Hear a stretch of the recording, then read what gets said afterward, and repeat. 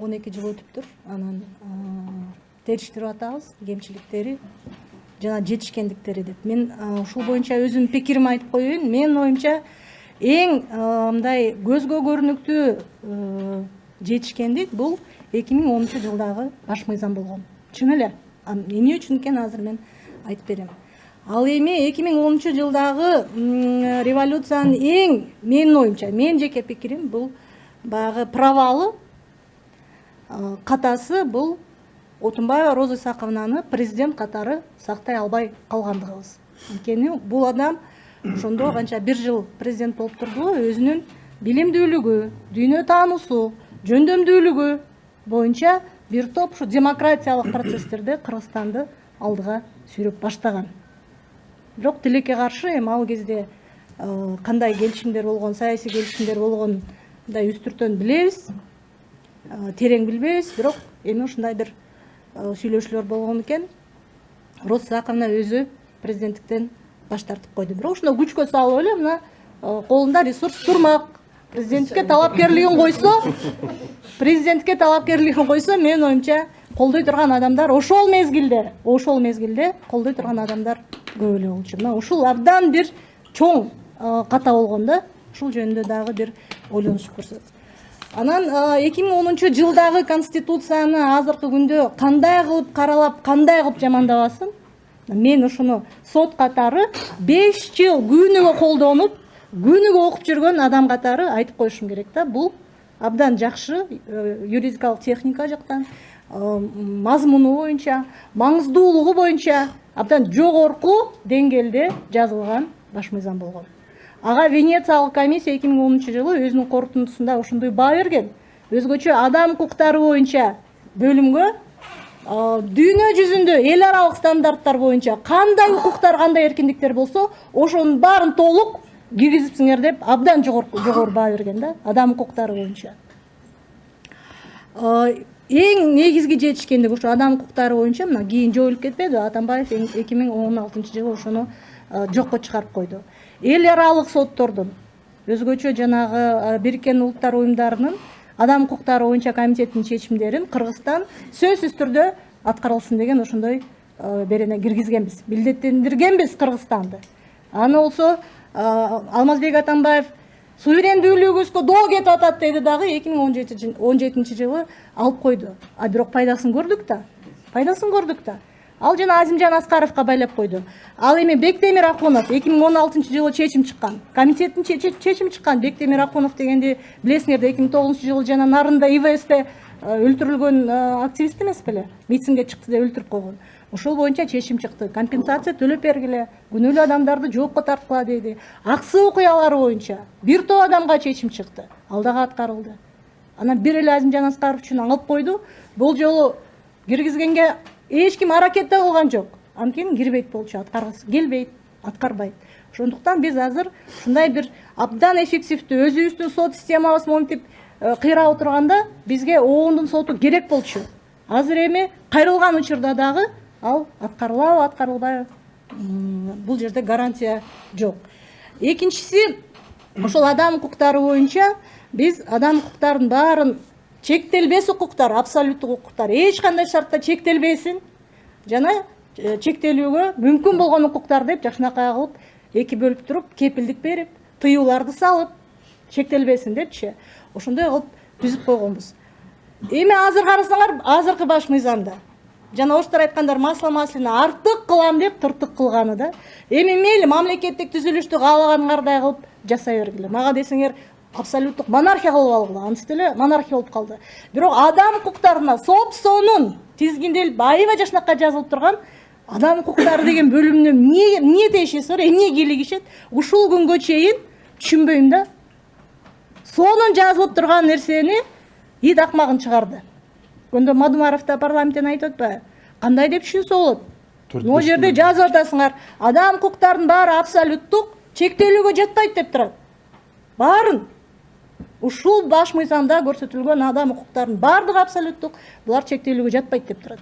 Ошол эле беренеде кийинки пункту адам укуктары баарына маанилүү максаттарда чектелиши мүмкүн деп атат. Кайсынысын колдонобуз? ушундай башаламандык. Эми көрөсүңөр, дагы бир топ убакыт өтөт. Баш мыйзам азыр баягы толук кандуу иштей элек да, колдонуп баштаганда, орнуп баштаганда, анан кийин сезебиз. Дагы бир топ убакыт өтөт, анан кайра айтабыз, ай, баягы эле 2000 азыр неметип турушпайбы, ностальгия болуп 93-жылдагы баш мыйзам сонун болчу депчи. Кайра ошол 2010-жылдагы конституция ордуна келет. Ушул адам укуктары боюнча айтып атам да. Анан эми адам укуктарын кандай кылып сонун кылып жазбайлы? Адам укуктарын коргой турган механизм болбосо, анын баары кагаз түрүндө кала берет. Ошондой болуп калды, кала берди. Сот системасы боюнча. Бирок баш мыйзамда, 2010-догу баш мыйзамда сот системасы боюнча кандай сонун нерселер кирген? Мисалы, сотторду тандоо кеңеши. 3-төн 2-си жарандык коомдон, 3-төн 1-и соттордун өзүнөн болсун дедик. 24 киши Роза Исаковнун учурунда 24 киши соттордун тандоо кеңешине кирди. Анын көпчүлүгү шагырап жарандык коомдон келди. Иштеп баштаганда эле ачык иштеди, күнүгө карап отурдук. Байкоо жүргүзөм дегендер келет, экран илинип турат. Ичине кире албай калса, орун жок болуп калса. Ошондо Замирбек Базарбеков деген төрагасы болуп келген. Иштеп баштады да. Иштеп баштады. Эч качан мындай болгон эмес. Дүйнө жүзү таң калды. Анткени жок мындай прецедент. Соттор өздөрү тандайт. Сотторду соттор өздөрү тандайт. Авторитардык мамлекеттерде президенттер тандайт. Бизде деле ошондой болуп келген. Эч качан мен мисалы эч качан оюмда да жок болчу сот болом деген. Анткени мен билчүмүн, сот болом десең ал сөзсүз түрдө барып сүйлөш керек ак үйгө. Бир жылы 2006-жылы, кайсы бир жылы неме Курманбек Бакиев чакырып конституциялык сотко сен судьяң мындай сенин талапкерлигиң туура келип атат, сен жөнүндө сөз болду деп ошондой бир сөз болгон. Курманбек Бакиевдин немесине кирген мен ошондо Бектур Зулпиев менен киргизип сени сот кылабыз деп. Анан ошо менен отуруп сүйлөшүп анан ошо менен жымчырт болуп калды. Ал эмне болуп чечилди билбейм. Көрдүңөрбү, президент өзү чечти ошол маселеничи. Анан биз эми барып кирип бардык. Эч качан баягы кыялда да жок, ойдо да жок нерсени көрөлү деп бардык. Мен өзүм мен үчүн мисалы күтүлбөгөн жерден мен сот болуп калдым. Бул системанын ушундай ачык, ушундай адилеттүү, акыйкаттуу иштешине мындай неме түзүп берген, негиз түзүп берген бул баш мыйзам болду да. Азыр эми салыштырып көргүлө. Азыр мына калыптанды деп айтты улуттук жана кеңеш, сот адилеттүүлүгү боюнча улуттук кеңеш. Ким билет, ким кирди? Ким кирди? Ким түптөп атат? Талапкерлигин ким көрсөтүп атат? Аларды ким тандап атат? Эч ким билбейт. Анан мондай деп эле составы чыгып калат. Ошондо анан баш ыстымыкчыбыз, кандай гана акмактар кирип калган. Ким тандайт? Депчи эми чынында ал баягы жөн эле бутафория, чынында эми өзүңөр билип атасыңар, ал соттордун баарын администрация тандайт. Анан соттордун төрагалары, соттор өздөрү тандасын, каалагандай 3 жылга тандасын дагы, кайрадан экинчи срокко ошол эле киши кайрадан талапкерлигин койбосун деп деген тыюу киргизгенбиз. Азыр эмне болду? Соттордун жогорку соттун председателин президент тандайт, ал эми жогорку соттун председатели жергиликтүү соттордун төрагаларын тандайт. Толугу менен бул абдан бир ушундай бир жаман практикага айланып калганда, жогорку соттун председатели толугу менен сот системасын басып алган. Ал эми жогорку соттун председатели түздөн түз президентке баш ийет. Мына ошол системаны жокко чыгарганбыз. Жапжакшынакай иштеп аткан. Эми эмне болду? Кайра баары ошол эле Бакиевдин учурундагы ошол эле калыбына келип калды. Ушул 10 жылда жогорку соттун төрагалары алмаштырды. Эми кандай болбосун, өздөрү өз арасынан шайлап алышты. Туурабы? Көп жыл иштеп жүргөн. Соттор шайлагандан кийин ошол нерсеге сөзсүз карайт да. Азыр ким? Жогорку соттун төрагасы Замир Базарбеков. Ошондо 12-жылы эле, 13-жылы эле мына жарандык коом Нурбек Тактакунов, Рита Карасартова ызылдап атып, ошол сотторду тандоо кеңешинен кетирген ошол кишини. Азыр көпчүлүгү унутуп калды, эч ким ошол маселени көтөргөн жок. Карап көрсөңөр, досьесин. Кымтыксыздык деп турат баш мыйзамда. Азыркы баш мыйзамда деле турат. Эң негизги талап судьяга кымтыксыздык. Кымтыксыздыктын 1%-на дагы дал келбейт. Замир Базарбеков бир эле нерсени айтып койбойт.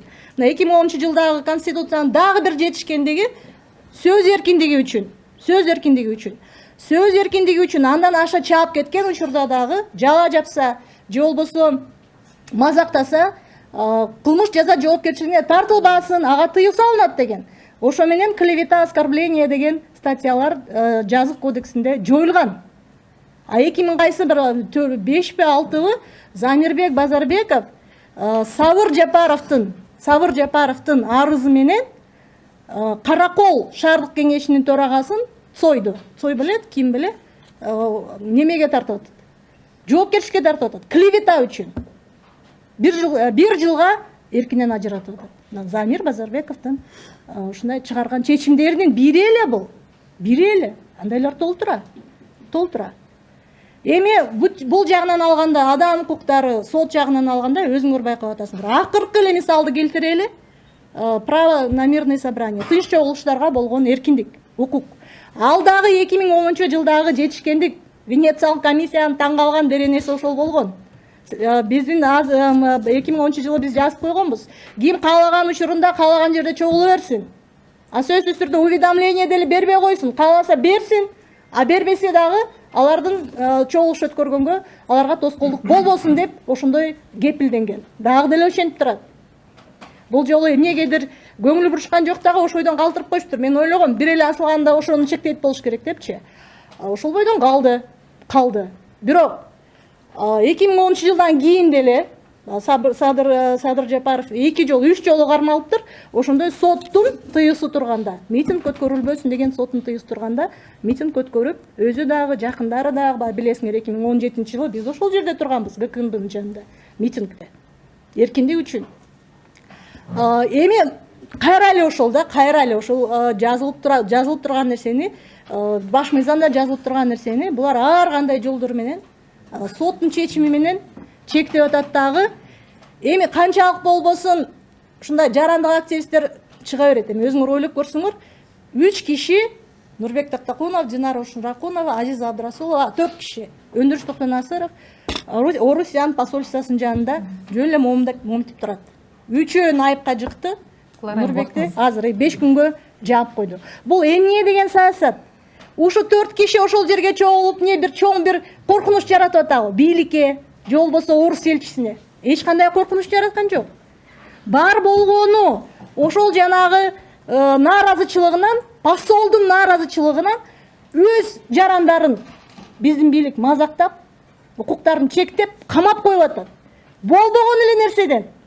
Болбогон нааразычылык, посолдун нааразычылыгынан. Эми өзүңөр ойлоп көрүңөр, бир дипломатиялык ишкер үчүн канча деген адамдардын укуктары жабыркап атат. Ошол себептен эми кандай болбосун жалпы тенденцияны алганда азыр авторитардык өлкөлөр дагы демократияны кеңейтиш керек экенин, бийликти бөлүштүрүш керек экенин түшүнүп калды. Казакстанда алып көргүлө. Супер авторитардык Казакстанда жергиликтүү бийликтин башчыларын азыр эл өзү шайлап атат. А биз болсо тескери жакка кеттик. Биз жакшы эми туура жакшы немете албай, эми 10 жылда болуп кетпейт. Нурбек туура айтат, 100 жыл болду. Франция 5-чи республикага чейин 100 жыл өттү. Анан бара-бара президенттер ошого өзүнүн салымын кошсо, ошого шарт түзүп берсе, демократия өнүксүн, партиялар бутуна турсун, партиялык түзүлүш болсун деп шарт түзүп, ошого жол көрсөтүүнүн ордуна ошонун баарын бууп, тыйып, кайрадан авторитардык бийликти орнотуп койду. Эми өзүңөр көрүп атасыңар. Болгондо дагы азыркы бийликтин негизги өзгөчөлүгү бул албетте авторитардык бийлик, негизги ыкмасы, мамлекетти башкаруу негизги ыкмасы популизм жана калп. Жалаң эле калп. Мына кече сүйлөгөн, кумтөр боюнча сүйлөгөн сөзү жана статус чыгарды. Центеранын билдирүүсүн салыштырып көрсөңөр. Ашыгып кетет экен да, бул киши ашыгып кетип эле анан баягы кыргыздар айтат го, опуртой берет да. Ошон үчүн кандай болбосун, бул абдан жаман көрүнүш да. Диктатура, авторитаризм, популизмге негизделген диктатура менен авторитаризм бул абдан коркунучтуу көрүнүш. Анткени көрүп атасыңар, элдин баарын зомби кылып атат. Калктын баарын зомби кылып атат. Өнүгүү жагынан акыл эс, дүйнө таануу өнүгүү жагынан дагы артка кетип атабыз. Эмне болот? бир элестетип көргүлөчү. Ушундай калыпта биз дагы жылып кете берсек, дагы бир 10 жыл, 15 жылдан, 20 жылдан кийин эмне болобуз? Рахмат.